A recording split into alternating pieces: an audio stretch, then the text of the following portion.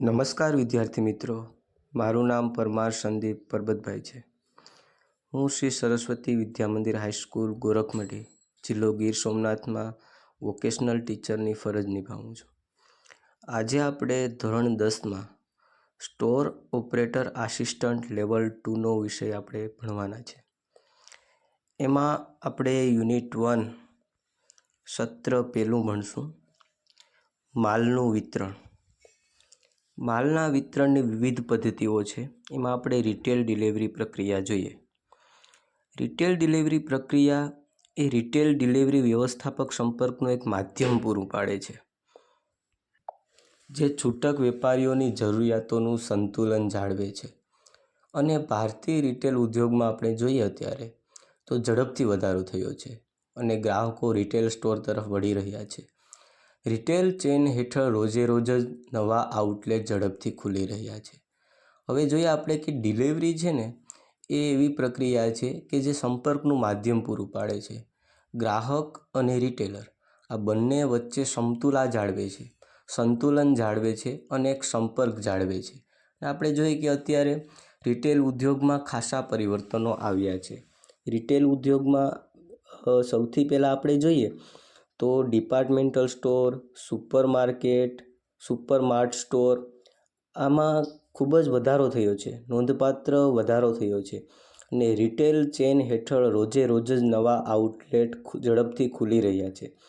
હવે એ વધારો છે એ રિટેલ ક્ષેત્રમાં અગાઉ ક્યારેય નહોતો થયો, એ વધારો થયો અને જેને લીધે થઈ અને ગ્રાહકોને રોજે રોજ નવી પ્રોડક્ટ, નવી વસ્તુ, નવી ક્વોલિટી અને સારી વસ્તુ તેમને ગ્રાહકોને મળી રહે છે, જેને લીધે રિટેલ ક્ષેત્ર ખૂબ જ સારી રીતે પ્રગતિ કરી રહ્યું છે। અને આપણને ખબર છે રિટેલ ક્ષેત્ર રોજગારી આપવામાં ભારતમાં બીજું સ્થાન ધરાવે છે અને ઉદ્યોગ તરીકે 5મું સ્થાન ધરાવે છે, એટલે એનું અનેરું મહત્ત્વ છે, જેને લીધે થઈ અને રિટેલ ડિલિવરી પ્રક્રિયા પણ રિટેલ ક્ષેત્રમાં ખૂબ જ અગત્યનો ભાગ ભજવે છે।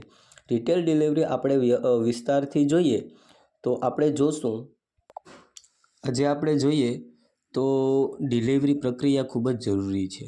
અત્યારે હરીફાઈનો યુગ છે, બધા રિટેલરો છે, સ્ટોરના સંચાલકો છે, એ બધા હરીફાઈમાં ઉતર્યા છે। આ સ્પર્ધાત્મક યુગમાં ટકી રહેવા માટે ગ્રાહકોને સારી ક્વોલિટીનો માલ સર્વ કરવા માટે થઈ અને વિવિધ ડિલિવરીની પ્રક્રિયાઓ છે એમાં ખૂબ જ વધારો થયો છે।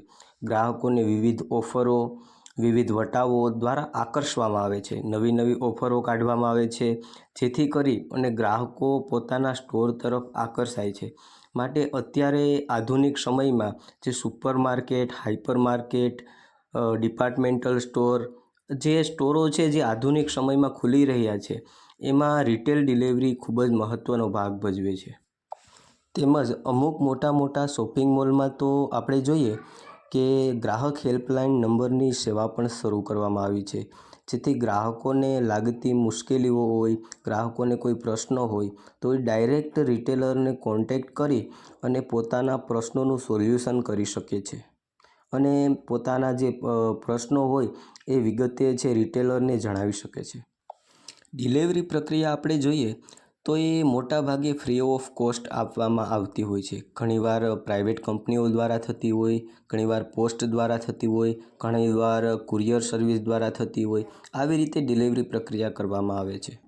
પણ નાના સ્ટોરમાં એવું બને છે કે પોતાના જે સ્ટોરમાં જે ડિલિવરી બોય હોય છે એને પોતે રાખે છે અને પોતાના જે માલ સામાન છે એ ગ્રાહકના ઘર સુધી પહોંચાડવાની જવાબદારી તેમને સોંપે છે। એટલે નાના સ્ટોરમાં આપણે જોઈએ તો ડિલિવરીની પ્રક્રિયામાં એ સ્ટોરનો જે ડિલિવરી બોય હોય છે એ જ આ બધું કામગીરી કરતો હોય છે।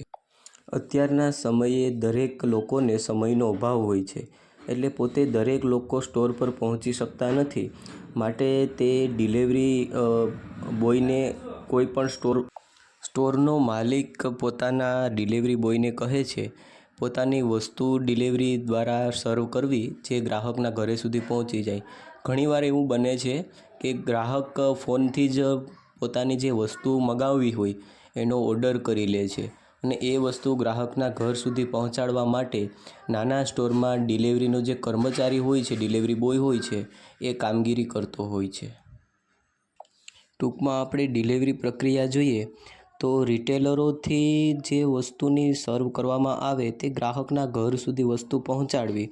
એ પછી ગ્રાહકે મોબાઈલ એપ્લિકેશનનો ઉપયોગ કરીને ઓનલાઈન શોપિંગ કરી હોય કે ગ્રાહક રૂબરૂ કોઈ વસ્તુ ખરીદી કરવા આવ્યો હોય, તેમજ ફોન દ્વારા પણ કોઈ વસ્તુની માંગ હોય ગ્રાહકની અને તે રિટેલ સ્ટોરમાં લખાવે અને તે પ્રમાણે રિટેલર હોય છે, રિટેલ સ્ટોરનો જે માલિક હોય છે, એ પોતાના ડિલિવરી બોય દ્વારા છે એ વસ્તુ પૂરી પાડે છે.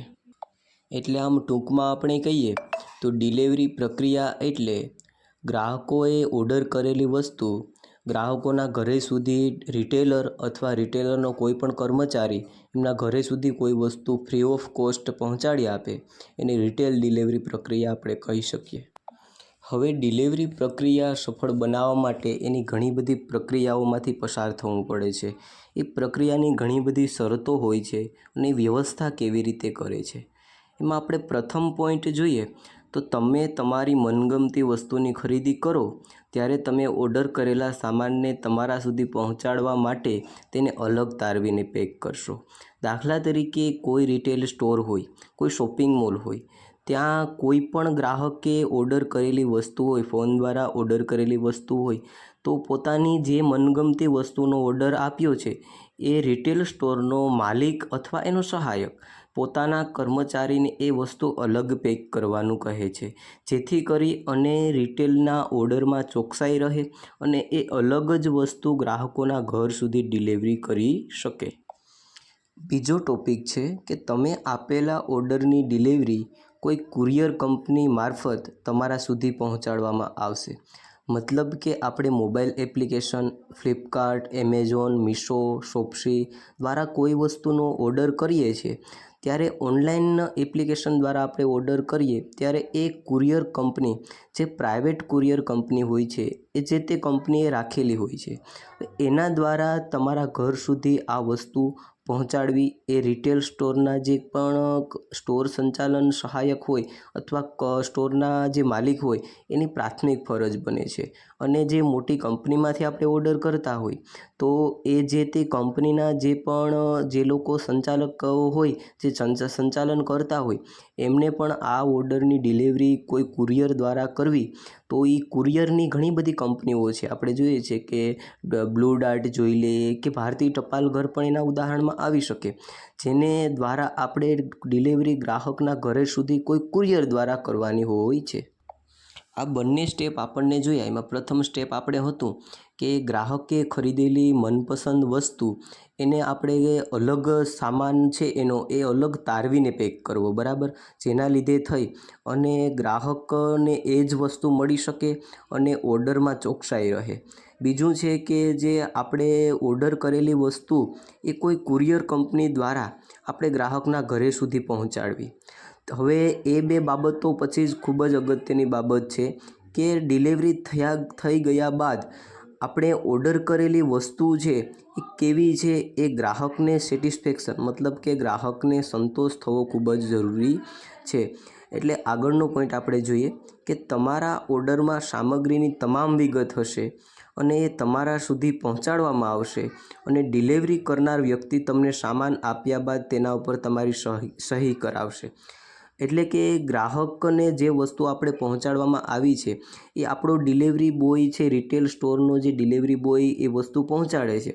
હવે એ જ વસ્તુ ગ્રાહકને સંતોષ થયો છે કે નહીં, એમ કે દાખલા તરીકે એ વસ્તુ ગ્રાહકે જે ક્વોલિટીમાં મગાવેલી છે એ જ ક્વોલિટીમાં તેમને પહોંચી છે કે નહીં, એની ખાતરી બદલ મતલબ કોઈ વસ્તુમાં ડેમેજ થયો છે કે નહીં એ ખાતરી બદલ ડિલિવરી બોય પોતાની પાસે કાગળ રહેલું હોય છે, એમાં પોતે જે ગ્રાહક માલ રિસીવ કરે છે, વસ્તુ પ્રોડક્ટ છે એ રિસીવ કરે છે એ માટે એની સહી કરાવશે અને ત્યારબાદ એ ગ્રાહકને ખાતરી થશે કે આ જે વસ્તુ છે એ અમને ડેમેજ વગર, કોઈ નુકસાનગ્રસ્ત વગર આ વસ્તુ મળી આવી છે, બરાબર. એટલે ઓર્ડર કરેલી વસ્તુ જેવી રીતે અલગ પેક કરવી, કુરિયર કંપની દ્વારા મોકલાવી અથવા ડિલિવરી બોય દ્વારા મોકલાવી, આ ડિલિવરી બોયનું કામ ત્યારે જ પૂરું થશે કે જ્યારે જે ગ્રાહક છે એ પોતે વસ્તુ મગાવેલી છે એને કમ્પ્લેટ જે મગાવેલી છે એવી જ રીતની એ જ હાલતમાં વસ્તુ મળી છે ને, કોઈ નુકસાનગ્રસ્ત હાલતમાં વસ્તુ મળી નથી ને, એ બાબતની ખાતરી લઈ લીધા બાદ ડિલિવરી પ્રક્રિયા ત્યાં પૂર્ણ થાય છે. તેમજ ત્યારબાદ અગત્યનું સ્ટેપ એ આવે છે કે ગ્રાહકે ડિલિવરી વિગતો ચોકસાઈપૂર્વક વાંચવી જરૂરી છે. એ ગ્રાહકના હિતમાં છે, કારણ કે ગ્રાહકે મંગાવેલી વસ્તુ ગ્રાહકના ઓર્ડર પ્રમાણે જ મળી છે કે નહીં, ગ્રાહકે વસ્તુનો જે જથ્થો મગાવ્યો છે એ વિગતો બરાબર છે કે નહીં, એ ચોકસાઈપૂર્વક વાંચી અને પછી જ સહી કરવી હિતાવહ છે, અને તો જ ગ્રાહકને એનો ફાયદો થવાનો છે. તેમજ આપણે અહીં ઉપર ઓર્ડર ડિલિવરી ફોર્મનો નમૂનો પણ આપેલો છે, જેને આપણે જોઈ શકીએ છીએ કે ઓર્ડર કરતી વખતે કોઈ પણ વસ્તુની ડિલિવરી થતી હોય ત્યારે આ ફોર્મનો નમૂનામાં ગ્રાહકની સિગ્નેચર કરવી ફરજિયાત છે. હવે એમાં આપણે આગળ જોઈએ તો તમારા સુધી પહોંચાડવામાં આવેલી વસ્તુનું પેકેટ જો નુકસાનગ્રસ્ત ન હોય તેમજ તમે જે પ્રમાણે ઓર્ડર આપ્યો હોય એ જ પ્રમાણેની સામગ્રી તમને મળી હોય ત્યારે જ માત્ર ઓર્ડર ડિલિવરી કાગળ ઉપર સહી કરવી. બરાબર, કે ગ્રાહકે જે વસ્તુનો ઓર્ડર કર્યો છે એ જ વસ્તુ આવી છે ને, એ ગ્રાહકે પહેલાં ચકાસી લેવું જોઈએ. તે મગાવેલી વસ્તુ તેનાથી ઓછી વસ્તુ નથી આવી ને, તેમજ તેનું પેકેટ કોઈ નુકસાનગ્રસ્ત તો નથી ને, કેમ કે નુકસાનગ્રસ્ત હાલતમાં હોય તો ગ્રાહકે સહી કરવી જોઈએ નહીં, અને નોટ કરી દેવું જોઈએ કે જેથી કરી અને રિટેલરને એ વાત ધ્યાનમાં આવે. એ પ્રાથમિક ફરજ ગ્રાહકની છે. તેની સાથે સાથે ડિલિવરી બોયની પણ છે કે જ્યારે કોઈ પેકેટ નુકસાનગ્રસ્ત આવે તો ત્યારે એણે રિટેલરને જાણ કરવી. તેમાં કોઈ પણ પ્રકારનો ફેરફાર હોય તો ઓર્ડર ડિલિવરી કાગળ ઉપર તેની વિગત લખવી.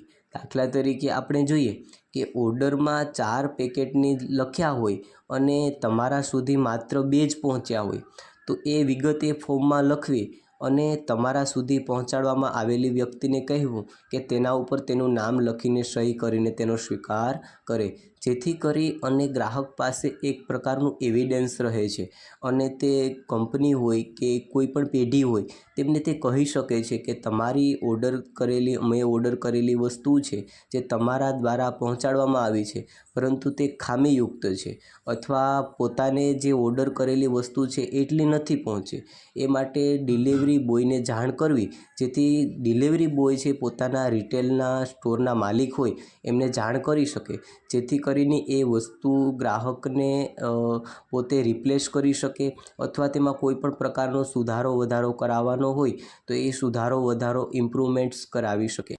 એના સિવાય જો કોઈ પણ વસ્તુમાં નુકસાનગ્રસ્ત હોય, કોઈ વસ્તુ ડેમેજ્ડ હોય, ત્યારે આવો લોસ ઓર ડેમેજ રિપોર્ટ પણ કરવામાં આવે છે, જેમાં ગ્રાહકે પોતે વસ્તુની જે ક્વોન્ટિટી, ક્વોલિટી, એના પેકેટ્સ છે, એ ટોટલીની પ્રાઇસ છે, આ બધું લખી અને જે પણ પ્રકારનું નુકસાન થયું છે એ નુકસાનની વિગતો આમાં લખવામાં આવે છે, જેથી કરી અને ડિલિવરી બોય તે રિટેલરને આપે અને પોતાના જે ઓર્ડર કરેલી વસ્તુ છે નુકસાનીની વિગત જાણી શકે.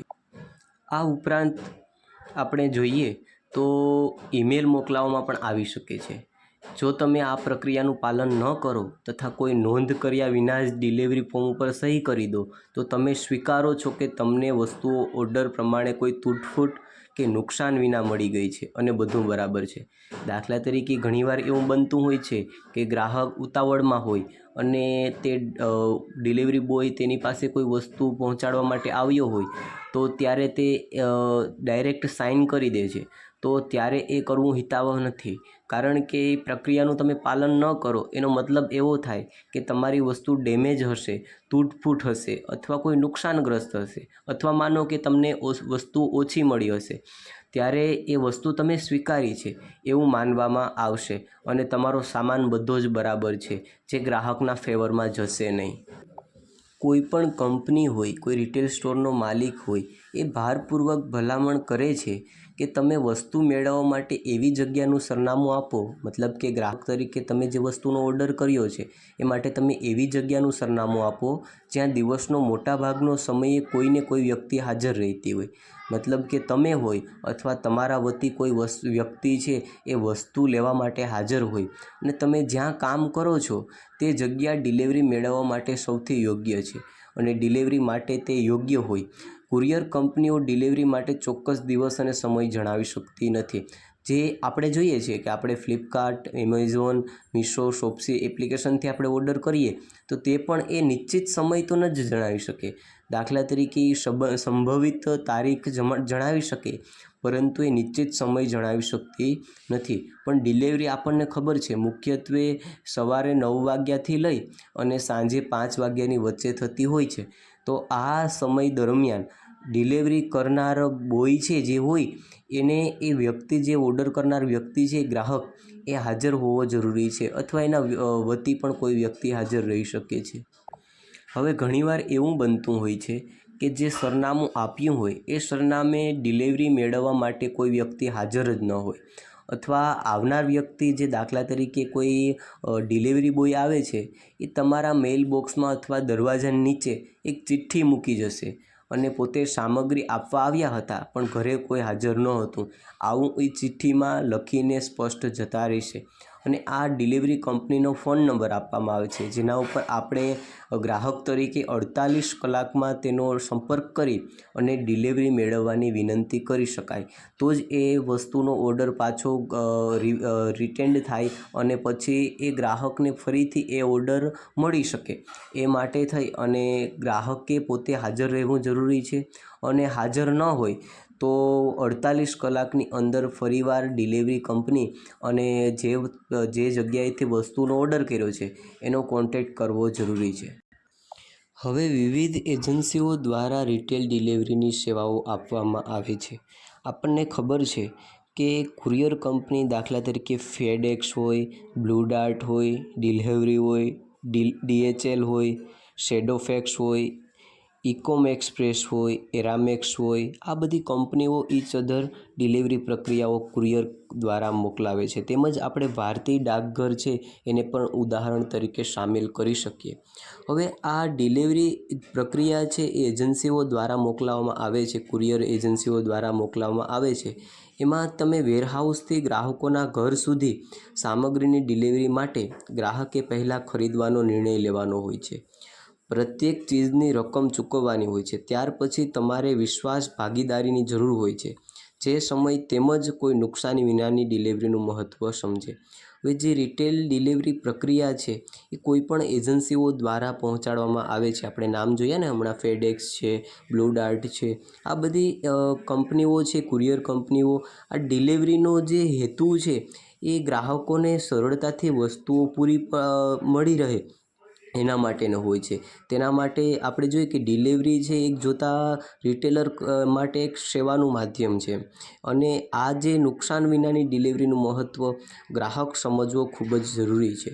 કારણ કે ગ્રાહક દ્વારા જે વસ્તુ મગાવેલી, ઓર્ડર કરેલી વસ્તુઓ હોય છે એ વસ્તુ ગ્રાહકને સહી સલામત પહોંચે, ત્યારબાદ એનો પોઝિટિવ રિસ્પોન્સ આવે, તે રિટેલ ડિલિવરી કરનાર જે કસ્ટમર માટે જે ડિલિવરી કરતા હોય, જે ડિલિવરી બોય હોય, એના કર્મચારી હોય અથવા રિટેલ સ્ટોરના માલિક હોય, તેના માટે આ પોઝિટિવ રિસ્પોન્સ ખૂબ જ જરૂરી છે.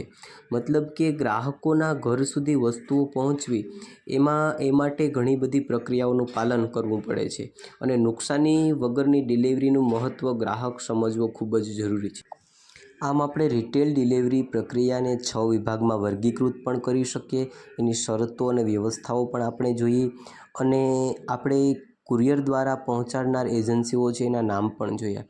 રિટેલ ડિલિવરી પ્રક્રિયાની આપણે જે 6 વિભાગમાં વર્ગીકૃત કરીએ એમાં પ્રથમ છે ખરીદી. હવે ખરીદી ગ્રાહક પોતાની રીતે કોઈ છૂટક સ્ટોરમાંથી કરી શકે, કોઈ મોબાઈલ એપ્લિકેશનનો ઉપયોગ કરી અને વસ્તુ ખરીદી શકે અને તેમજ તે વસ્તુ ગ્રાહક પોતાને જે રીતે ઈચ્છે એ રીતે એ વસ્તુ ખરીદી શકે છે. એમાં બીજો પોઈન્ટ છે વેરહાઉસ અથવા ગોડાઉન. આમાં આપણે જોઈએ કે મોટા જે રિટેલરો છે, મોટા બિઝનેસમેન છે, એ પોતાના જે તે સ્ટોરમાં જે વસ્તુઓ હોય છે એ મોટા વેરહાઉસમાં રાખતા હોય છે અને જે નાના રિટેલરો છે એ પોતાના જે પણ પ્રકારની વસ્તુઓ હોય, પ્રોડક્ટ હોય એ ગોડાઉનમાં રાખતા હોય છે. હવે ત્રીજા નંબરનો સ્ટેપ છે કુરિયર સર્વિસ. હવે એ વસ્તુ ગ્રાહકના ઘર સુધી પહોંચાડવા માટે કુરિયર કંપનીઓનો ઉપયોગ કરવામાં આવે છે અને એજન્સીઓ દ્વારા એ વસ્તુ ગ્રાહકના ઘર સુધી પહોંચાડવામાં આવે છે. દાખલા તરીકે એક જિલ્લામાંથી કોઈ બીજા જિલ્લામાં વસ્તુઓ ગ્રાહકના ઘર સુધી પહોંચાડવી છે અથવા એક રાજ્યમાંથી બીજા રાજ્યમાં વસ્તુઓ પહોંચાડવી છે, ત્યારે કુરિયર સર્વિસનો ઉપયોગ કરવો ખૂબ જ જરૂરી છે. એના પછી ખૂબ જ અગત્યનું સ્ટેપ છે કે ડિલિવરી નોટ. ડિલિવરી નોટ ગ્રાહકે જે ડિલિવરી બોય વસ્તુઓ પહોંચાડવા આવી રહ્યો છે એ વસ્તુઓની ડિલિવરી નોટ સાથે લઈને આવે છે. આ ડિલિવરી નોટમાં ગ્રાહકે સંપૂર્ણ વાંચી લેવું જોઈએ કે પોતે જે ઓર્ડર કરેલી વસ્તુ જ પોતાના સુધી પહોંચી છે કે નહીં અને વસ્તુઓ કોઈ ખામીગ્રસ્ત કે નુકસાનગ્રસ્ત તો નથી કે નહીં. એટલે આ બધી વસ્તુઓ જાણી ચોકસાઈપૂર્વક વાંચી અને પછી જ ગ્રાહકે પોતાની સહી કરવી જોઈએ. એના પછી 2 પોઈન્ટ રહી જાય છે. એક છે રિસીવિંગ ગુડ્સ અને એક છે સાઇન. ગ્રાહકે ટૂંકમાં જે વસ્તુઓ પોતે ઓર્ડર કરેલી છે એ રિસીવ કરતાં પહેલાં પોતે ઓર્ડર કરેલી વસ્તુ કોઈ ડેમેજ નથી એ બધું જાણીને અને પરખીને મતલબ ચકાસીને સહી કરવી જોઈએ. અને એના પછી છે સહી, સાઇન મતલબ કે ગ્રાહકે સાઇન કર્યા બાદ પોતે સાઇન કરે એટલે કોઈ વાંચ્યા સમજ્યા વગર સાઇન કરે તો પછી પાછળથી કંપની ઉપર તે આક્ષેપ કરી શકતો નથી. માટે રિટેલ ડિલિવરી કંપની હોય એનો જે બોય હોય છે, ડિલિવરી બોય, એ વસ્તુ પહોંચાડવા આવે ત્યારે ગ્રાહકે સંપૂર્ણ વિગતો વ્યવસ્થિત રીતે વાંચી લેવી જોઈએ અને ત્યારબાદ જ સહી કરવી હિતાવહ છે. તો જ એ ગ્રાહકના ફેવરમાં વાત જઈ શકે છે.